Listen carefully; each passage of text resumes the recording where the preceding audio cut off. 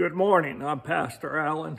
Today is Tuesday, December 14th, and I know by now that you've seen the news and you know about the tornadoes, and especially down in Kentucky, Mayfield, Kentucky. And we need to continue to pray. We need to pray for resources, but we also, if you have the means, to make a donation to the people that live there for their immediate needs. There's buildings and houses that are wiped out, and there's always amazing things. I saw in the news, and I saw a picture earlier. The house is completely gone except for a set of bookshelves, and the books are there and the bookshelves are there, but nothing else is there. The house is gone completely. So we need to pray, we need to send donations, and be willing to help in any way that we can. And what I wanted to let you know this morning is this doesn't go unnoticed. This doesn't escape God. God is aware of what's going on.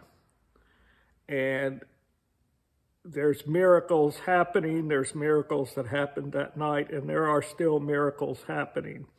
And we're going to look at a passage from Job that tells us that God knows what's going on in the world, even though we think that he doesn't, or he doesn't care, or he's unaware.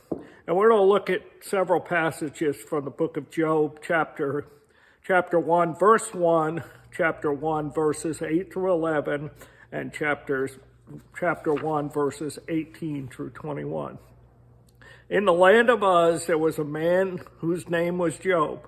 This man was blameless and upright. He feared God and shunned evil. So here's Job. He's done nothing wrong. He's blameless. He's upright. He fears and he worships God.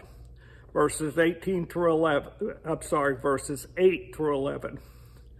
Then the Lord said to Satan, and it always amazes me when I read this, that Satan still has access to God, to God's throne in heaven.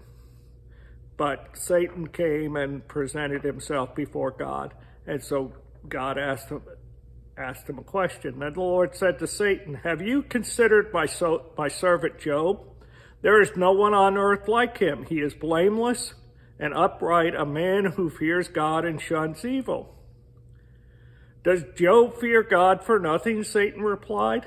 "Have you not put a hedge around him and his household and everything he has? You have blessed the work of his hands, so that his flocks and herds are spread throughout the land. But now stretch out your hand and strike everything he has, and he will surely curse you to your face."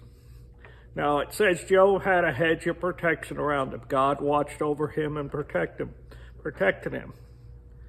And for whatever reason, that hedge of protection was removed. And it's very possible, because I don't have a glimpse into the spiritual world and the mind of God and all that happened in Mayfield, but it's very possible that whatever hedge of protection there was removed. But that doesn't mean God has abandoned them or forgotten them, or that God will still work miracles out of this situation. And then chapter 1, verses 18 through 21.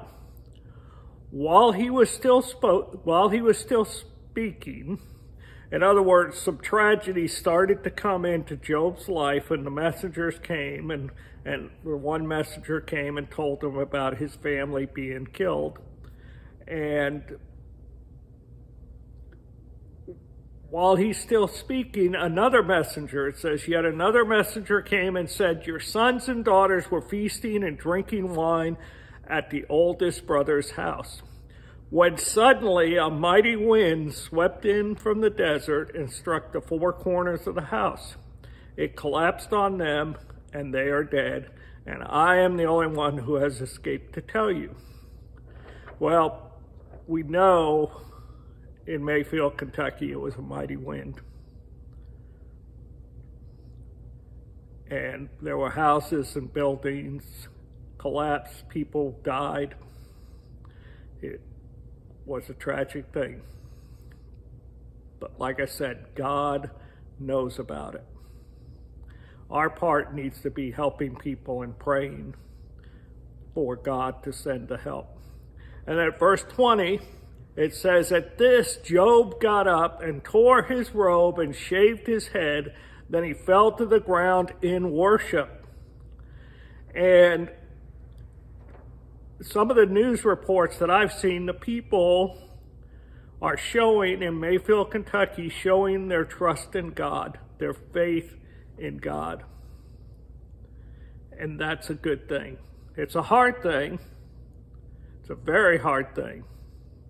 But it's a good thing. And in verse 20 here, it says, Job fell to the ground in worship. I mean, everything he had was wiped out.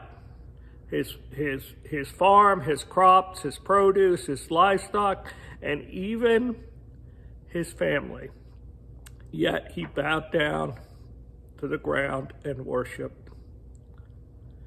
And then he said this in verse 21. "Naked I came from my mother's womb, and naked I will depart. The Lord gave, and the Lord has taken away. May the name of the Lord be praised." And ultimately, God's name will be praised. Some will use it as an excuse to badmouth God. Some will use it as an excuse to walk away. But God is to be praised. And I hope that you can do that no matter what you're going through today. And I hope that you can pray and praise for the people that are undergoing this tragedy, because it's tough circumstances. It's a tough thing.